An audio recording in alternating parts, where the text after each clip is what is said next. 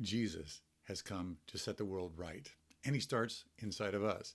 The Sermon on the Mount is so profound in terms of Jesus dealing with what's really wrong with people, in terms of dealing with what's going on our insides. He deals with lust from our inside point of view. He deals with hatred from our inside point of view, our attitudes. And then he deals with he addresses our treasures that we so easily treasure things on earth. We treasure things, and we have things inside of us that we pursue, and these dictate our priorities and what we're going after. And he says, where your treasure is, there your heart is also. So the question that I want to ask you this morning, as the Lord is setting things right in us, is, where is your treasure? Think about that for a second. I want to ask you to think of three different places where your checkbook, your time expenditure, your focus of your thoughts and what you invest in, where are those saying that your treasure is?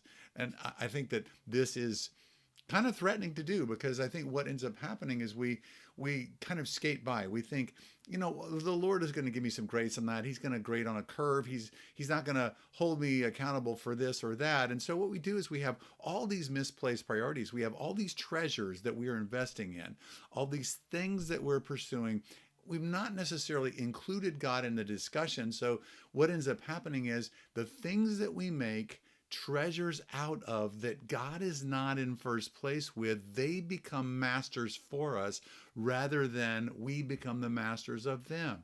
And so I want to ask you today, what are you treasuring?